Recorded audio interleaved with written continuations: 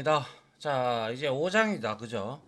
역시 코틀린에서 가장 이제 우리가 중요하게 많이 사용되는 프로그래밍 형태가 있는데요. 그게 바로 이제 함수형 프로그래밍이라는 거예요. 자, 지금까지 우리가 객체 지향, 특히 자바 같은 경우나 C++이나는 전부 다 객체 지향 프로그래밍이었어요. 그런데 자바를 예를 들게요. 자바 같은 경우도 이제 버전이 JDK가 버전이 형상이 되면서 람다식이라는 게 추가가 됐고, 이 람다식을 통해서 우리가 뭡니까 그 코드의 단순화도 되고 뭐 이러한 내용이 되죠. 그죠? 그래서 자바를 공부하신 분들은 람다식에 대해서 조금은 아시고 계실 거라고 생각을 합니다. 그죠? 그런데 요즘 프로그램 있죠. 트렌드가 이제는 객체 지향 프로그래밍에서 플러스가 돼요. 그래서 함수형 프로그래밍 이렇게 하여 뭡니까? 코드의 재활용. 그죠? 우리가 클래스를 하나 만들어 놓으면 인스턴스를 다시 찍고 뭐 이렇게 우리가 할 수 있는 프로그래밍 기법과 람다식이나 고차 함수 뭐 이런 것들이 있어요. 그러한 함수들을 이용을 해서 함수형 프로그래밍도 더불어서 플러스해서 개발을 합니다. 아시겠어요? 예. 그렇기 때문에 제가 물론 객체 지향 프로그래밍도 자바와는 코틀린이 좀 틀리기 때문에 함수형 프로그래밍을 먼저 하고, 요거 객체 지향 프로그래밍에서 우리가 자바와 다른 점이 무엇인지에 대해서 또 설명을 좀 해야 될 것 같아요. 그래야 여러분들이 개발을 할 때 문제가 되지 안드로이드를 개발할 때 문제가 되지 않을 거로 사료가 되기 때문에 그렇죠. 알겠죠? 그래서 이 객체 지향 프로그래밍과 함수형 프로그래밍, 즉 코틀린에서는 람다식을 너무너무 많이 써요. 고차 함수도 그렇고. 그래서 그러한 개념들, 특히 너무 많이 코틀린 자체를 람다식이라고 또 봐도 어떻게 보면 무방할 정도로 정말 많이 쓰거든요. 많이 쓰니까 이거에 대한 지금 5장에 대한 함수형 프로그래밍 기초 과정이죠. 그죠? 앱 만들기 위한 기초 과정이지만 이 과정에서 함수형 프로그래밍을 완벽하게 자신의 것으로 소유하고 자신의 것으로 만들어야 여러분들이 람다식에 대해서 혼선이 없고 아울러 람다식이나 고차 함수를 사용하는데 전혀 문제가 없다라는 거예요. 그래서 이 장이 매우 중요하다. 그거를 아시고 들어가면 좋을 것 같네요. 알겠죠? 예. 자, 보도록 하죠. 자, 함수형 프로그래밍이고요. 자, 코틀린은 함수형 프로그래밍, 우리가 영어로는 Functional Programming, FP라고 이제 약자로 하죠. Functional Programming과 객체 지향 프로그래밍, OOP라고 하죠. Object Oriented Programming이라고 우리가 말을 하죠. 그래서 모두 지원하는 다중 패러다임 언어이다라는 거예요. 아시겠어요? 예. 그래서 다중 패러다임이라는 것은 한 가지 구현 규칙에 이렇게 딱 얽매이지를 않아요. 객체 지향 프로그래밍 안에서도 함수형 프로그래밍을 쓸 수가 있는 거예요. 그런 패러다임 언어예요. 근데 자바 같은 경우도 물론 함수형 프로그래밍을 지원을 해요. 지원을 하는데 코틀린만큼 지원을 안 한다라는 것이죠. 그게 아주 큰 차이점이죠. 아시겠죠? 예. 자, 그래서 함수형, 객체 지향 프로그래밍의 장점은 코드를 앞에서도 말씀드렸죠. 코드를 간략하게 만들 수 있고 재사용을 할 수 있다라는 거죠. 맞나요? 예. 아울러 두 기법은 대규모 프로그램 설계에도 적합하여 많은 현대 프로그래밍 언어가 지향하는 특징이죠. 뭐 두말할 나위 없죠, 그죠? 그래서 특히 함수형 프로그래밍은 코드가 매우 간략화가 돼요. 그래서 테스트나 또한 재사용성이 더 좋아서 더 좋아지면서 개발 생산성이 늘어나는 장점 덕분에 제가 강조드렸듯이 꼭 공부를 하셔야 됩니다. 좀 여러분들의 퀄리티를 높이기 위해서. 알겠죠? 자, 그러면 함수형 프로그래밍이라는 기법에 대해서 이제 우리가 살펴보도록 하는데요. 앞서 말씀드렸던 다중 패러다임 언어라는 용어를 처음 들어보는 사람들 지금 아마 많이 있으실 거예요. 그죠? 객체 지향 프로그래밍을 많이 들어봤는데 함수형 프로그래밍이라고 들어보신 분들은 현업에 있으신 분들은 현업에 있으신 분들도 뭐 잘 못 들어보셨을 수도 있겠지만은 뭐 지금 취업을 준비한다든가 아니면 공부를 한다든가 이런 분들이라면 아마 이러한 내용에 대해서는 아마 거의 처음 들어보신 분들이 많을 거예요. 그래서 말씀드렸듯이 다중 패러다임이라는 것은 언어라는 것은 한 가지에 국한되지 않는다는 거예요. 한 가지 구현 규칙에 얽매이지 않고 다양한 문법과 형식을 지원하는 언어를 말한다. 아시겠죠? 예. 그래서 특히 현대의 컴퓨터 언어는 다중 패러다임 언어를 지향하며 발전하고 있다라고 되어 있죠. 그래서 자바도 처음에 객체 지향 프로그래밍으로 설계가 돼서 나왔고 그거를 유지한 채 계속 JDK를 발전시켜 나가면서 뭡니까? 람다식도 도입이 되고 뭐 함수형 인터페이스 이런 것도 도입이 되고 그렇습니다. 그런데 그러한 측면에서 바라봤을 때는 코틀린이 늦게 나온 언어이기 때문에 아무래도 좀 더 많은 기능을 하고 있다라는 거죠. 자, 그럼 함수형 프로그래밍이라는 건 도대체 뭔가 정의를 한번 내려보죠. 자, 함수형 프로그래밍은 순수함수. 여기서 말하는 순수함수는 일반 우리가 흔히 알고 있는 일반 함수라고 보시면 돼요. 알겠죠? 그래서 순수함수를 작성하여 프로그램의 부작용을 줄이는 프로그래밍 기법을 말한다라고 되어 있어요.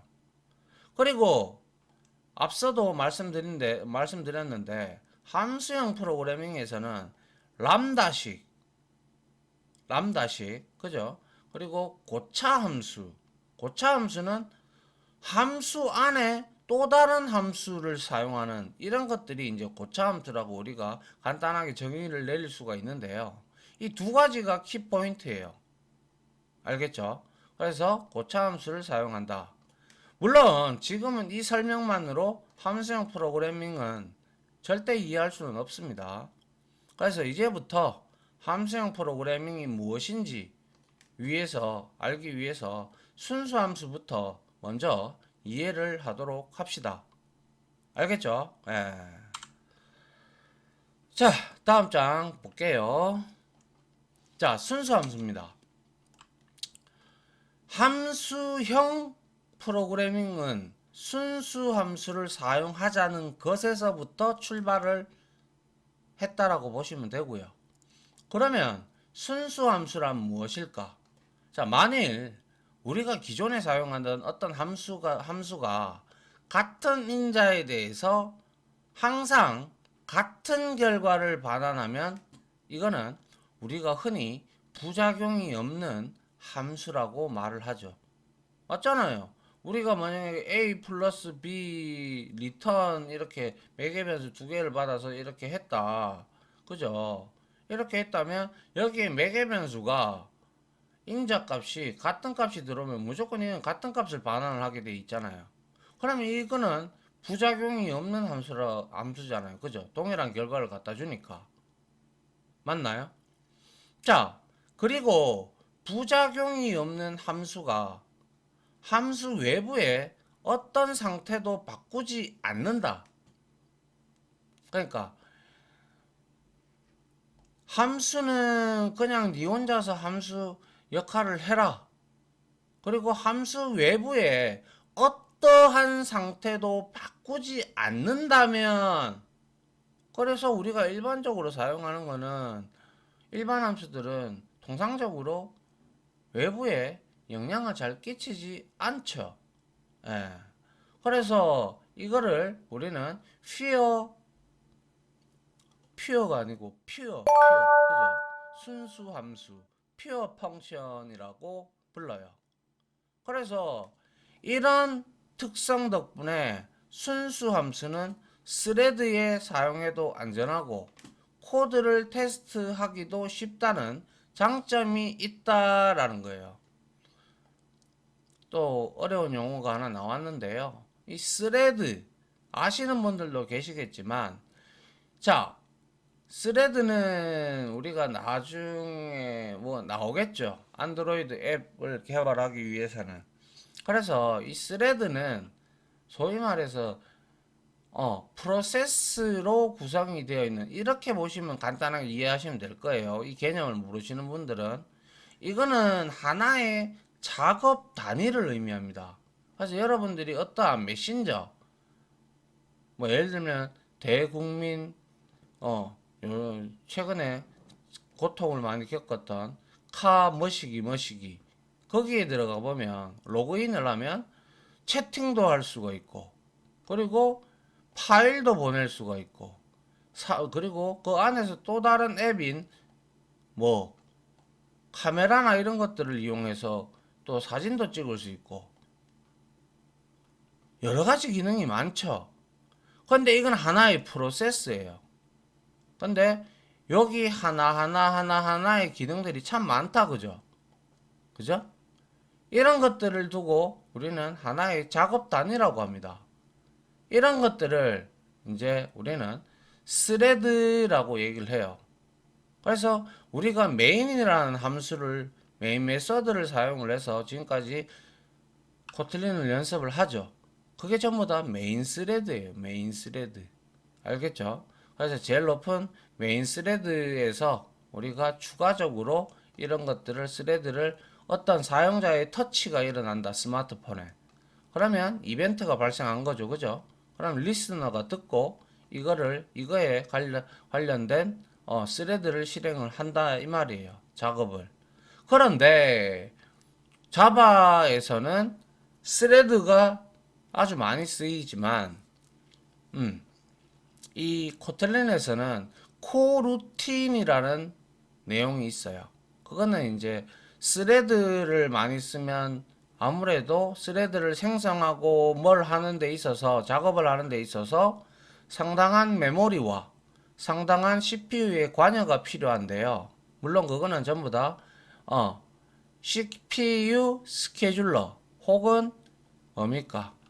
OS 스케줄러가 그거를 잡아서 처리를 해주기 때문에 누가 먼저 스레드를 실행을 했다고 해서 먼저 끝난다라고는 보장을 하지 못합니다. 아시겠죠? 코루틴도 마찬가지인데, 근데 코루틴은 CPU의 간섭을 안 받아요, 거의. 그렇기 때문에 메모리의 양이나 하드웨어를 사용하는, 외부 리소스를 사용하는 부분이 적다라고 보시면 돼요. 알겠죠? 일단 그렇게만 이해하십시오. 자, 그래서 순수 함수는 부작용이 없어 값이 예측이 가능해서 우리가 결정적이라고도 한다. 디터미니스틱이라고 우리가 디터미니스틱이라고 하죠. 디터미니스틱. 그죠? 결정적이라고 해요. 그래서 순수 함수의 예의 형태를 보면, 자, for에서 sum 두 개의 int 타입의 기초 타입 객체의 변수를 보내면 매개 변수 타입으로 선언하고, 그리고 리턴 타입을 int로 했다면 여기에 항상 같은 값이 들어오면 똑같은 결과를 리턴을 해주죠. 그죠? 그렇기 때문에 동일한 인자 A, B를 받아 항상 A 플러스 B를 출력을 리턴을 해주는 거죠. 그죠? 그래서 이거는 부작용이 없다라는 거예요. 맞습니까? 예. 그래서 위의 함수는 매개 변수 A와 B를 이용해서 덧셈 연산을 한 다음 그 값을 그대로 반환한다는 거 너무나 잘 압니다. 이제 똑같은 값이 인자로 전달되면 반환값도 동일할 수밖에 없어요. 그죠? 항상 같다는 것을 우리는 예측할 수 있죠. 또한 함수 안에서 함수 외부에 어떤 변수의 상태도 바꾸지 않죠. 맞잖아요. 물론 이 함수를 호출하고 이 결과값을 받는 그러한 변수는 당연히 함수 호출했기 때문에 그 결과값을 받는 거는 문제가 되지 않겠죠. 근데 어떠한 다른 외부 변수나 기존에 있는 그런 것들에 대해서는 상태를 우리가 바꾸는 것이 아니죠. 예.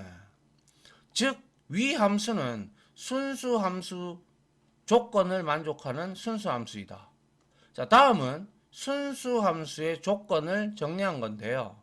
자, 조건을 잠깐 보면 같은 인자에 대하여 항상 같은 값을 반환을 한다라는 게 첫 번째고요. 두 번째는 함수 외부에 어떠한 상태도 바꾸지 아니한다라는 조건이 바로 순수 함수를 말하는 거예요. 아시겠죠? 이게 이제 순수 함수고, 그래서 부작용이 없는 함수, 그리고 항상 같은 인자 값을 주면 동일한 리턴 값을 반환을 하는 거, 그리고 이 함수 외에 어떠한 외부에서도 이 함수로 인해서 영향을 받는 것이 없는 것, 어떠한 상태도 바꾸지 않는 것, 그게 바로 뭐다? 순수 함수이다라는 거예요. 알겠죠? 예. 보죠. 다음. 그래서 사실 프로그램이 커지다 보면 부작용을 우리가 완벽하게 통제할 수 있는 순수 함수를 만들기는 어렵죠. 앞에 봤던 저러한 내용들은 아주 단순한 코드죠. 그죠? 예, 단순한 코드예요. 근데 프로그램이 정말 진짜 뭐 여러분들이 프로젝트를 한다. 그러면 여러 가지 기능을 하게끔 우리가 프로그램을 만들어야 되는데, 그래서 뭐 그런 것들은 전부 다 우리가 이제 팀별로 나눠서 어떠한 모듈 해라, 어떠한 모듈 해라, 뭐 이런 형태로 이제 개발 1팀은 뭘 하고 2팀은 뭐 하고 뭐 이렇게 이제 나누어서 이제 공동 작업을 진행을 하게 되는 게 현업인데요. 그래서 평소에 가능한 한 순수 함수에 웬만하면 가깝게 안전한 함수를 구현하려고 우리가 노력하는 것이 매우 중요하다라는 거죠.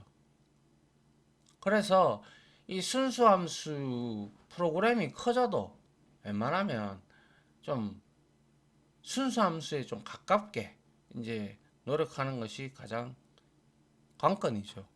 예. 자, 그러면 순수 함수의 조건을 만족하지 않는 함수는 무엇일까? 자, 여기 함수 하나 보죠. 자, 체크라는 함수가 있어요. 매개 변수 있어요, 없어요? 없어요.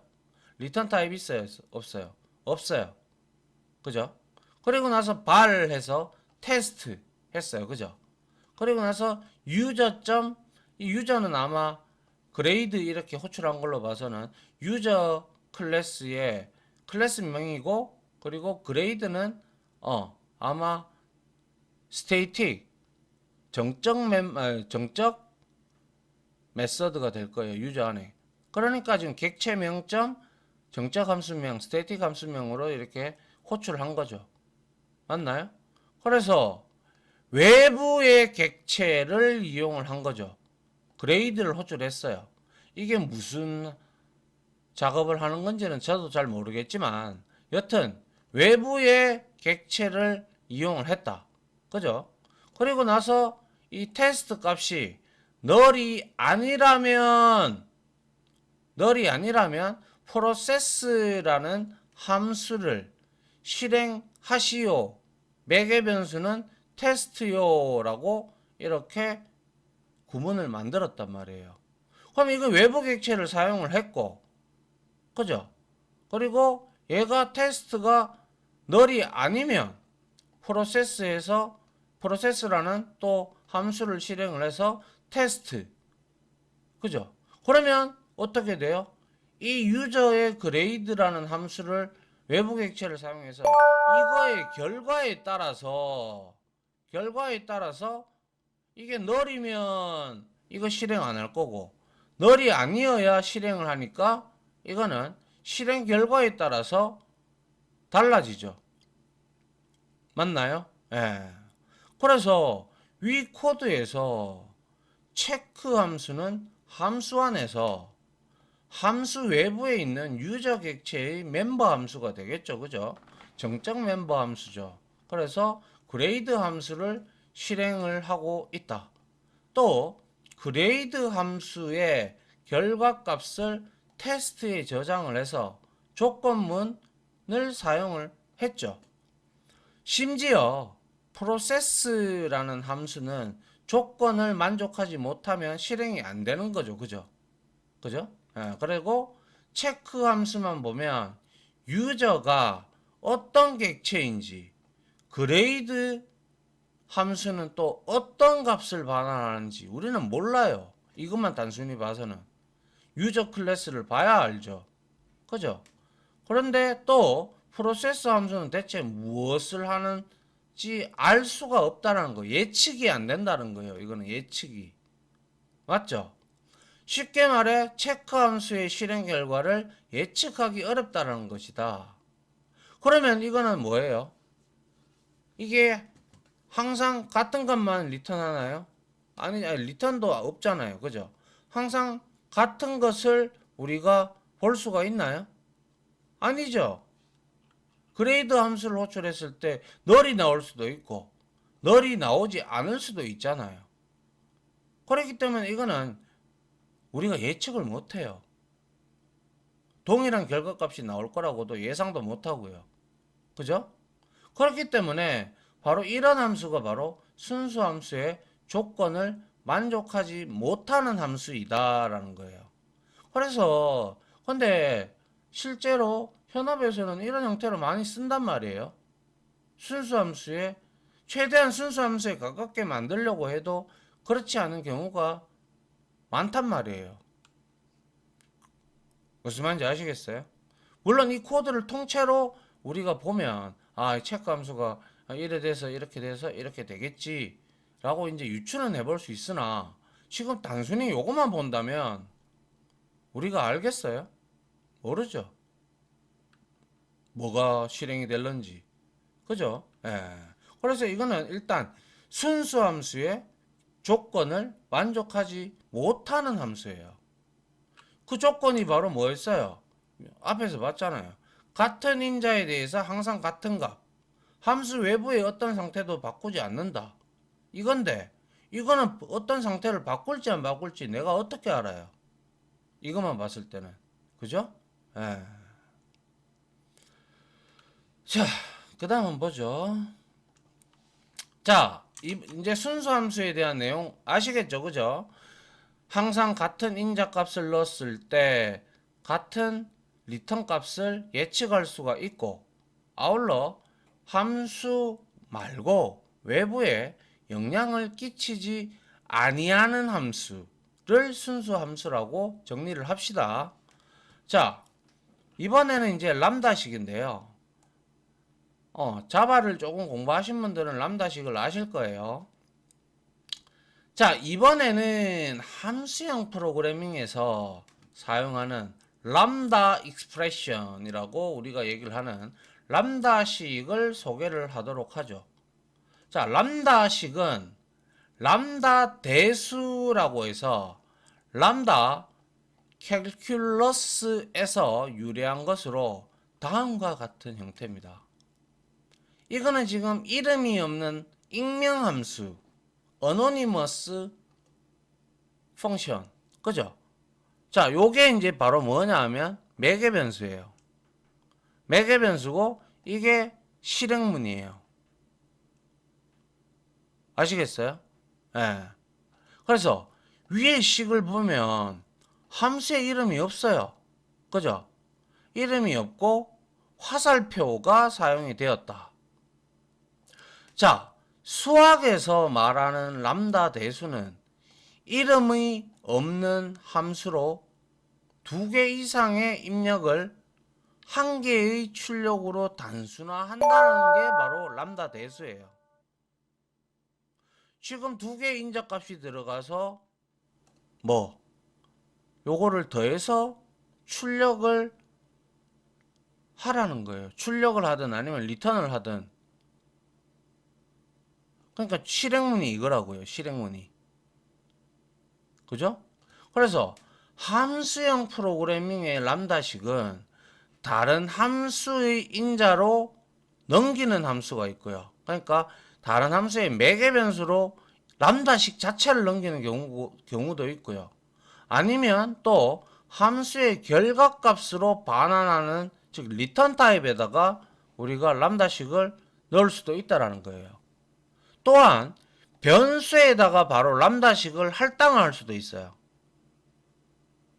이런 3가지의 경우가 있어요. 그래서 람다식을 잘 이해를 할 필요가 있는데요. 이제 람다식은 이제 바로 뒤에서 이제 자세히 살펴볼 건데, 자, 람다 대수라는 거, 이거는 솔직히 말씀드려서 수학적인 부분이기 때문에 그냥 한번 읽고 넘어갈게요. 알겠죠?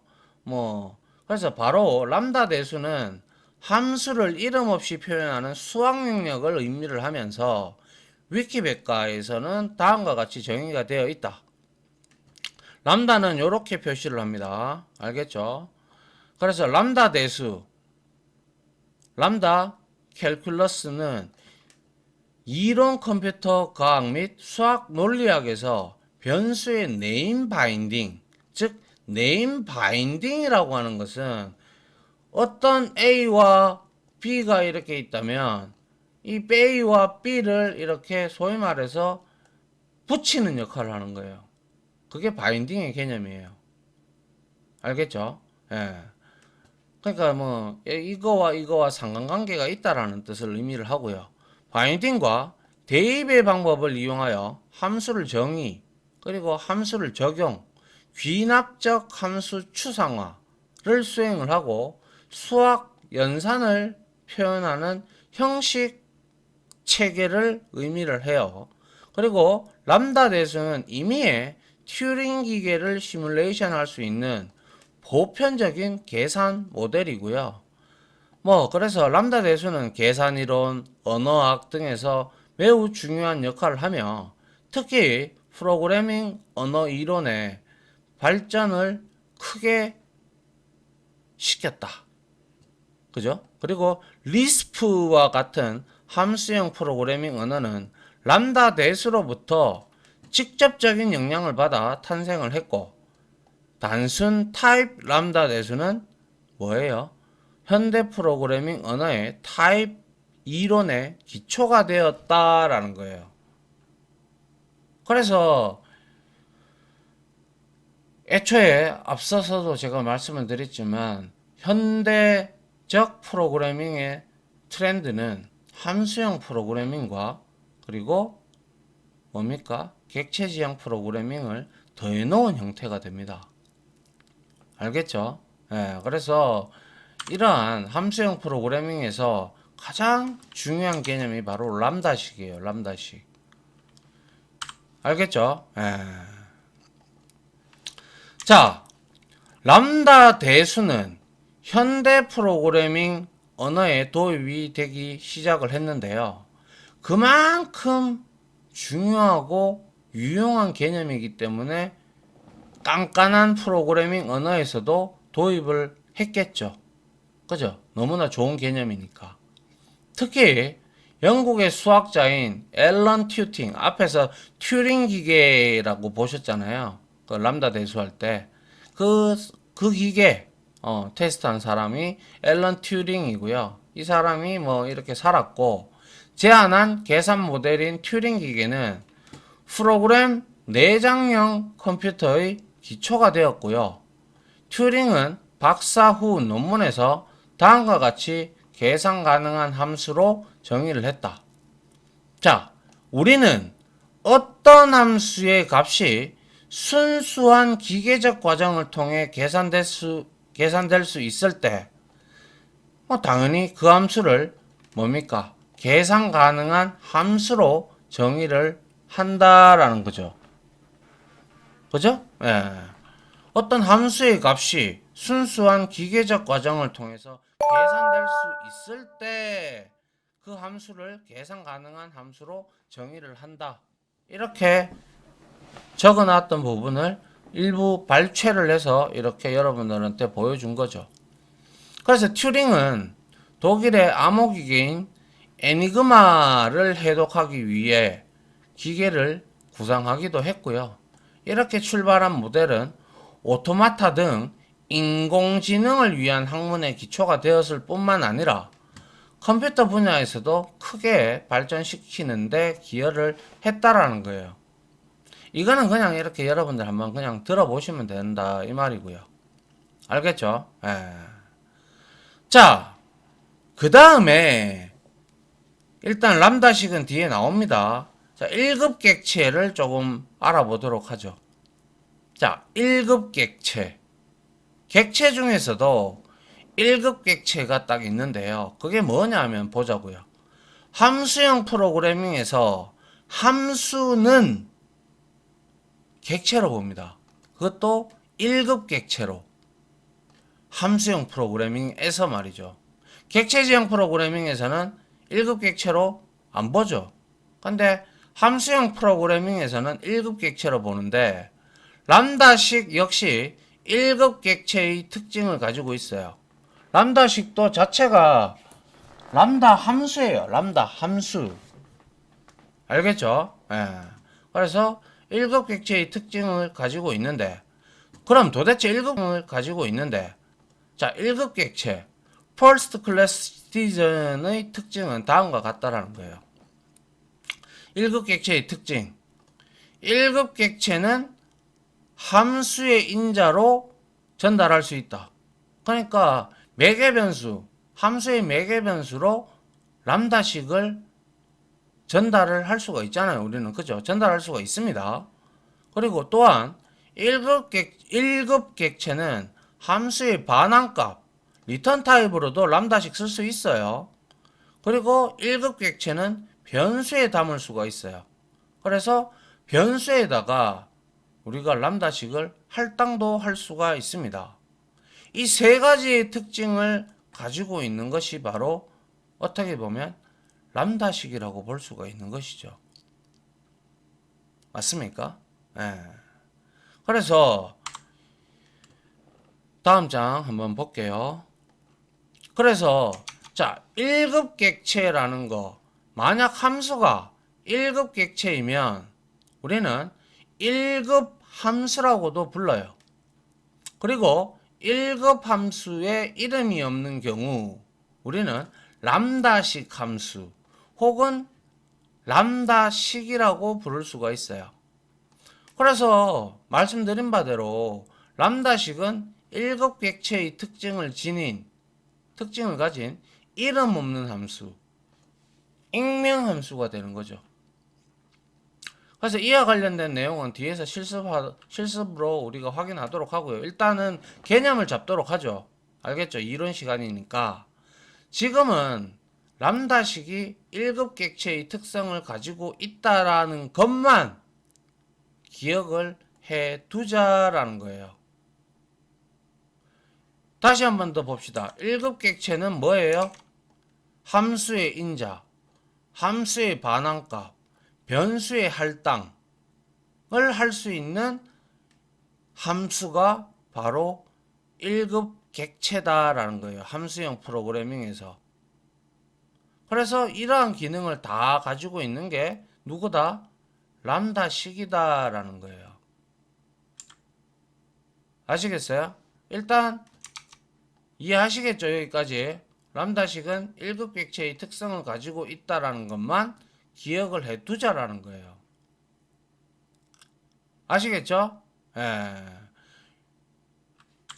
자, 여기까지 일단은 한번 살펴봤고요. 고차함수는 다음 이론 시간 바로 이어서 진행을 하도록 할게요. 1급 객체, 그리고 조건, 특징, 그리고 람다식, 그죠?